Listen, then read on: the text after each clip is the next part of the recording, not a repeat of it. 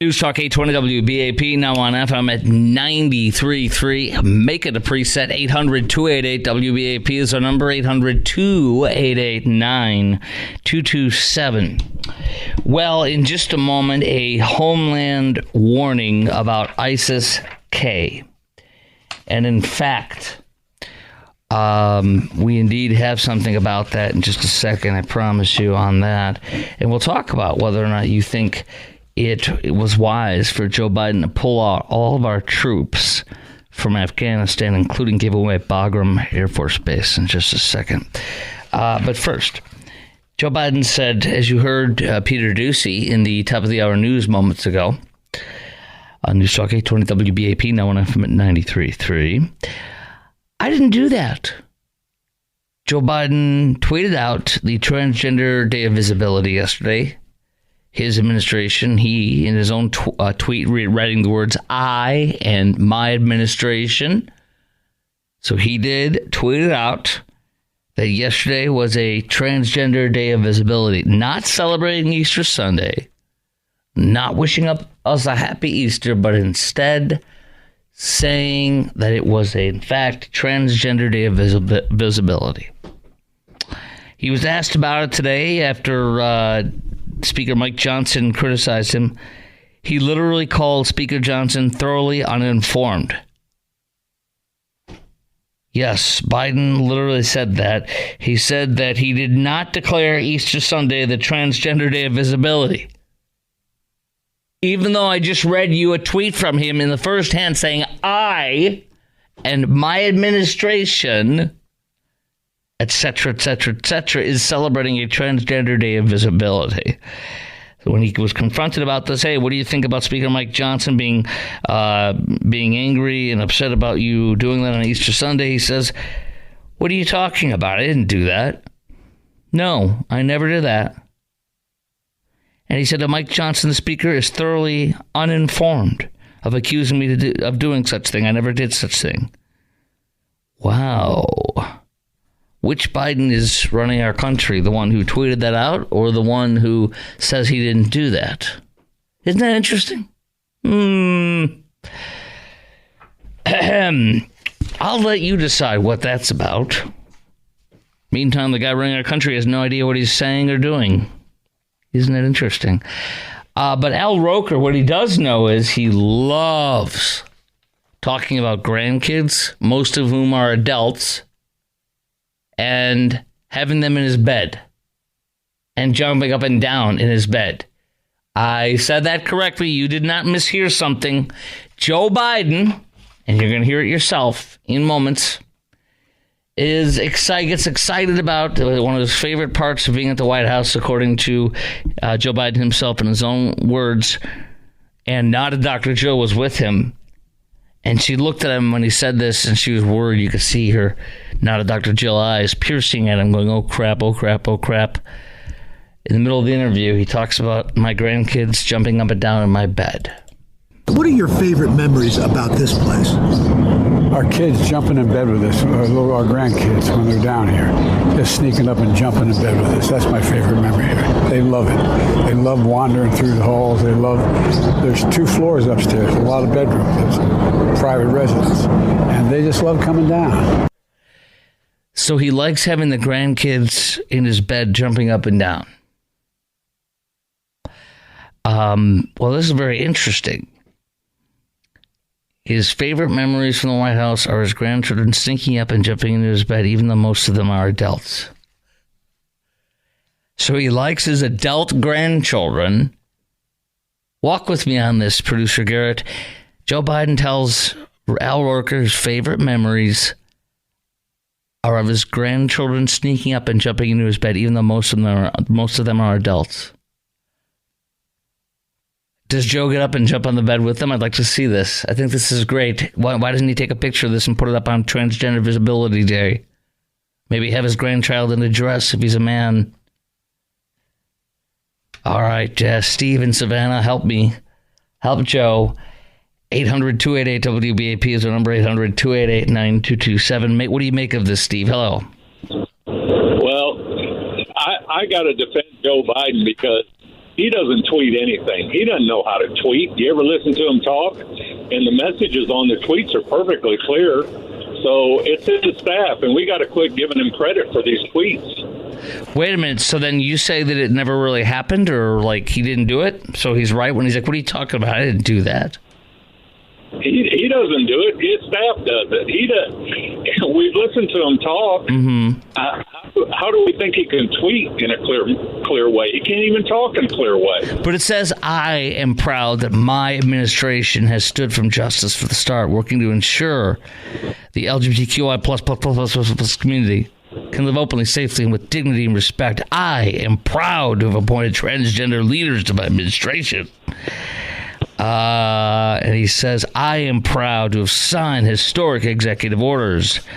I am proud to have signed Respect for Marriage Act into law, etc., etc. So then who is doing this if he is not the one doing this and says, I didn't do that? Yeah, I'm telling you, it's the staff, staff, his people behind him, whatever you want to call them. But they're saying he is...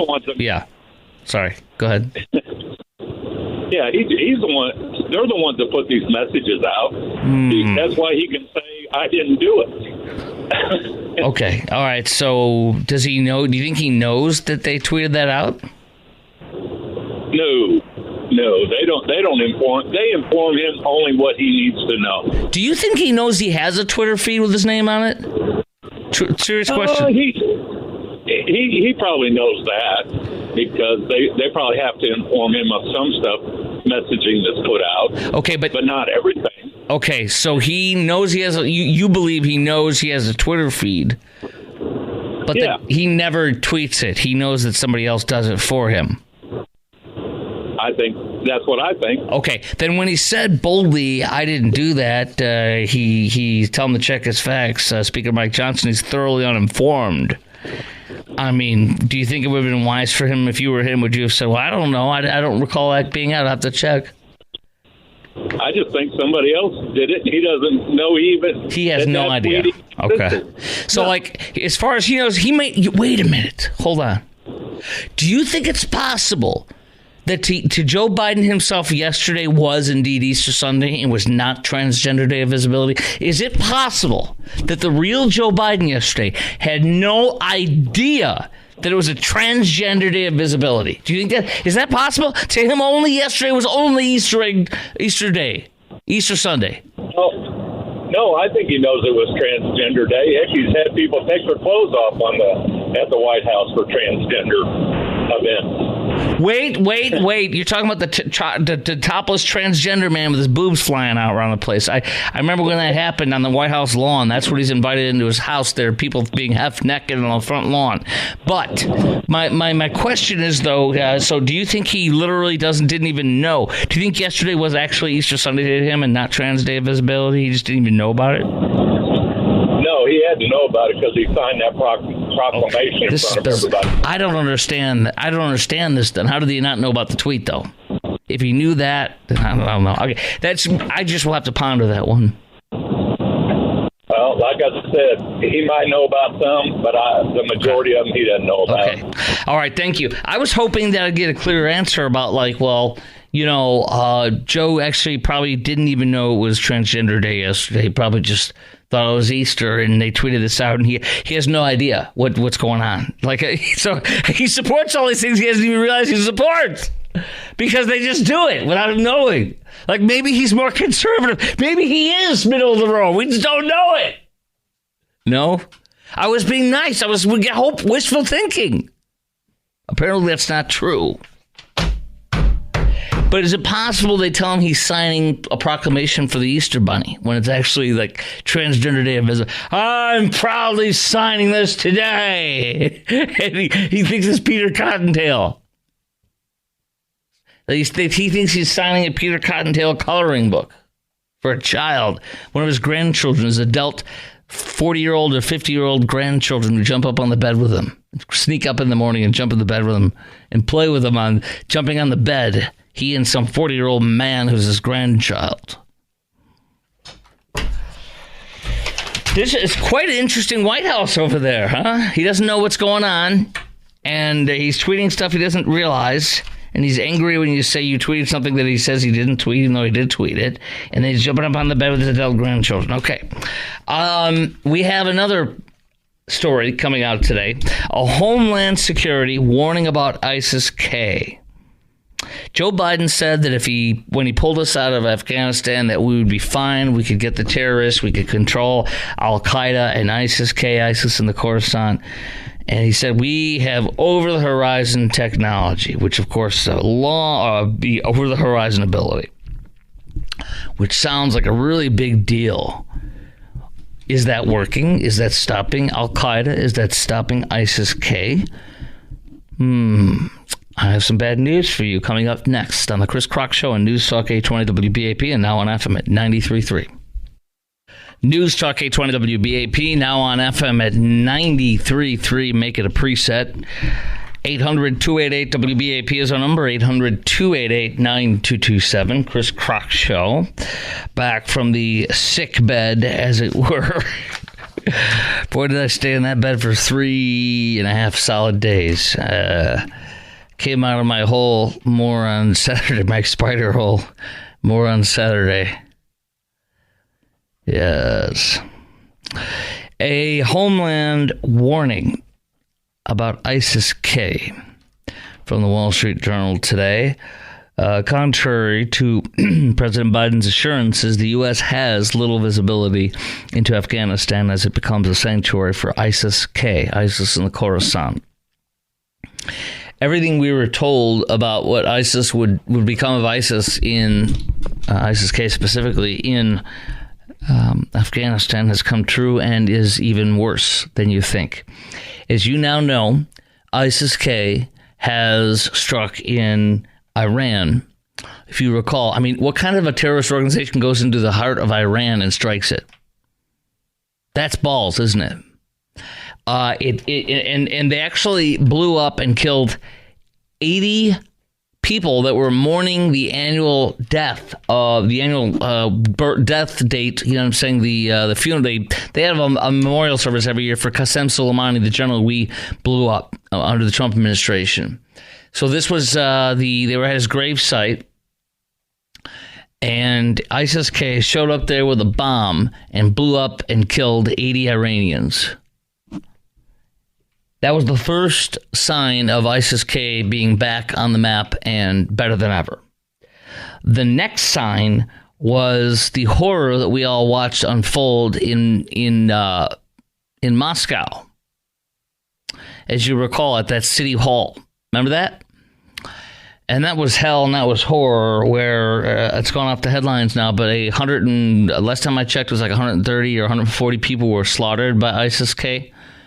5 or 6 members literally shot and killed and then lit a flame and blew up that city building, Opera Center, Performing Arts Center, and killed all those people. That was ISIS-K as well.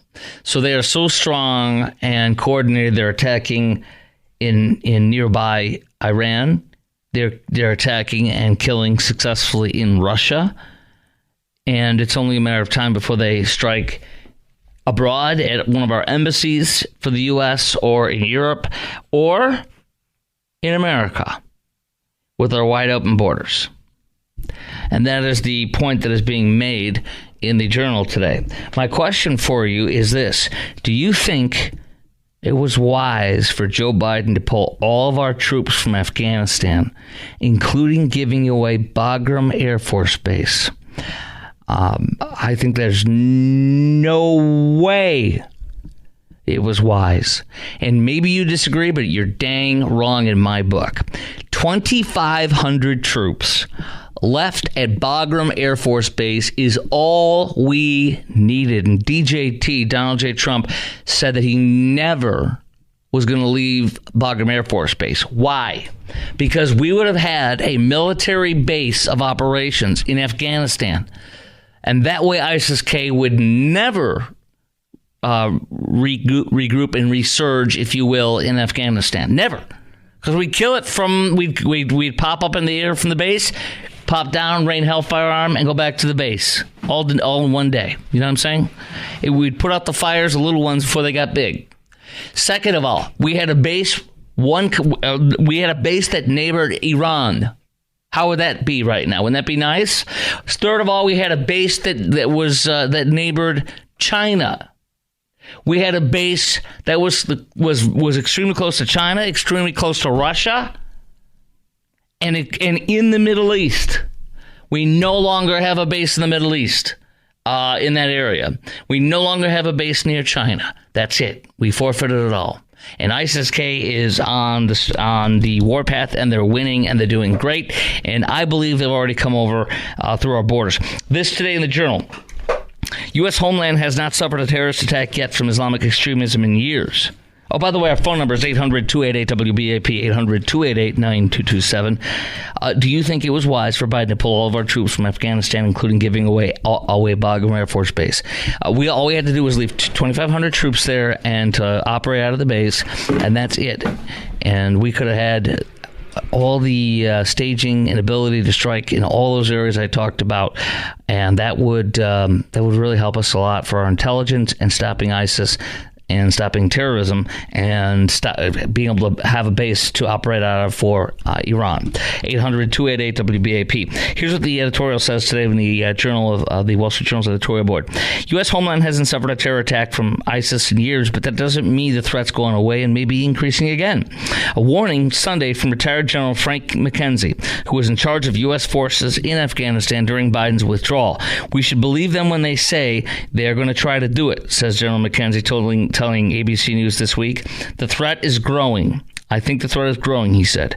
He said the threat began to grow as soon as we left Afghanistan. It took pressure off ISIS-K. I think we should be expecting further attempts of this nature against the United States as well as our partner and other nations abroad. Biden assured the American people, the Journal says, when he left Afghanistan that the U.S. would retain an over-the-horizon capability to monitor terrorists there. But nope, General McKenzie says that isn't true now. In Afghanistan, we have almost no ability to see into that country and almost no ability to strike into that country. Gee, what a freaking surprise to all of us. Not. We knew this. The man lied to us. He didn't care. He never cares.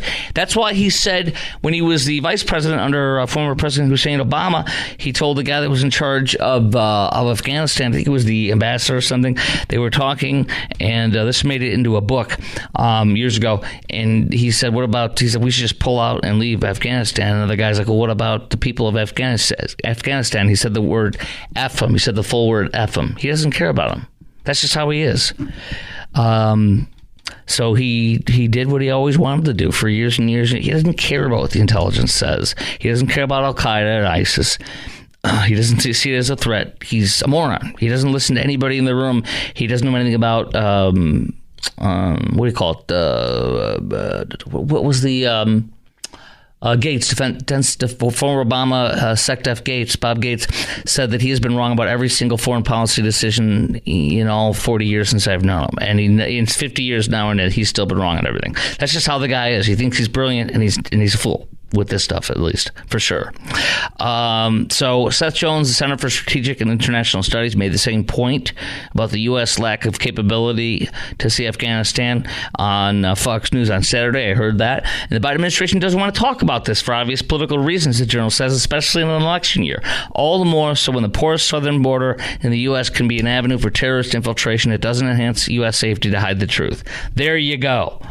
All right. Coming up next, I'm excited about this. Why? I'll tell you. Perfect eclipse viewing, unlikely in DFW. What? Unlikely. Why am I excited? I'll tell you about that next on the Chris Crock Show, WBAP. Who knew something so innocuous could ruin our once-in-a-lifetime full eclipse, where we all could stare with special glasses that are only available by calling a certain number and paying $99.99, 5 easy installments of $99.99. Who knew? These eclipse glasses that are over to the side with some folks here that I work with are useless. What will become of those glasses? What can we see on this day?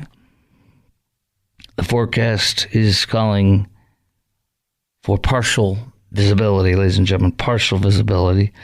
This is shattering the dreams of so many people that were hoping to be invaded and taken over by a population that would paralyze us, fill up every hotel room, anger us. It's not going to be. Apparently, this initial outlook for the eclipse viewing conditions released Friday, the National Weather Service in Fort Worth predicted North Texas would be cloudier than normal. On Monday, it got even worse. Today, the Northwest National Weather Service Fort Worth shared a map showing a medium chance of the area getting a partial view of a total solar eclipse. Now it appears what will be eclipse is our vision of the eclipse, eclipsed by some clouds. Perhaps we're going to get a perfect eclipse viewing conditions in North Texas are actually it says perfect eclipse viewing conditions in North Texas on April 8th are unlikely. There was a 15% likelihood the region will have a favorable eclipse viewing conditions. 15%. In fact, Weather Service meteorologists are tracking potential weather service systems that could bring storms in North Texas over the weekend. So as you look up to see the eclipse, you're rained upon. You can't even look at the skies. It'll be cloudy with rain coming down your eyeball. Will you need glasses for that as well? I suspect so. Rain glasses. So now, in addition to having eclipse glasses, you're going to need to get rain glasses over the eclipse glasses. Some kind of a shield. I'm thinking of maybe selling some of those rain shields that fit over your eclipse glasses. So you can have eclipse glasses with your rain shield. And if you have regular glasses, to wear for your vision, you will have to wear your glasses. Then you will have to wear your eclipse glasses. And then you'll have to wear a rain shield. You'll have 3 separate things over your eyes. It will be hard, but you can see something. Perhaps you can see through the clouds. I'm happy. Maybe I'm the only one that's happy about this, but I am as happy about this as I could be that this eclipse is not going to happen. Now, I don't want it. I don't want these crazies in our area taking over everything and clogging up our roads. I'm happy about this. Am I the only one here? Or are you as happy as I am about this? Less tourists, less traffic, less safety, less problems in DFW. I hope for zero visibility. How about you? That's what I'm hoping for. I was actually very happy to see this. I was like, yes, make it worse, make it 0. The overall trend is not looking good, says the National Weather Service in Fort Worth Sunday in a post on Twitter. All right, y'all. Are you you as excited as I am? Are you as happy as I am about this? I hope for zero visibility. How about you? What do you hope for? 800-288-WBAP is our number, 800-288-9227. Stratus clouds, more common this time of year. Thick clouds will obstruct viewability. Cirrus clouds, more transparent, but that's not in the forecast, apparently. A major reason is the storm system expected to develop. That brings chances of showers and thunderstorms as late as Saturday, better chances Sunday afternoon into Sunday night. Let me go to the Dallas Morning News website. That's insane what they have. I was looking at this story and they had a ticker, like a clock ticking down the hours and days until the eclipse. I'm like, are you really? Come on. Can we have something else of a life? Can we do something else with this, please? Let's see what they say. They still have it up there, don't they? Here we go. Let's see. Perfect eclipse viewing, blah, blah, blah, blah, blah. And let's see. Hold on. Let's see here. Well, now it's obscured by a stupid password thing. Gosh, this is so annoying. All right, I guess somebody has to put the password in again. That's so annoying. Okay, well, when I saw it last night, it had the date, the time, the hour, the everything. So I'm happy about this. I don't want to deal with it. I'd rather not have to deal with it. So I literally thought all this was ridiculous. Like, people are going to come here and invade everything and shut everything down. And we actually have the timing. We've gone over the timing, the amount of 3.5 minutes. I told my wife we live in a zone that would get 3.5 minutes of the actual eclipse. But now we'll get 3.5 minutes of rain and no eclipse. So is it going to be like super dark and no eclipse? It's going to be like hell. Something this wicked this way comes. Ah! All right, up next. I was literally just thinking this. I swear to you, last night when I came upon the story, I was literally just thinking this about, I wonder how many people get left behind when they're on a cruise and they choose to do an excursion and they don't make it back to the boat on time.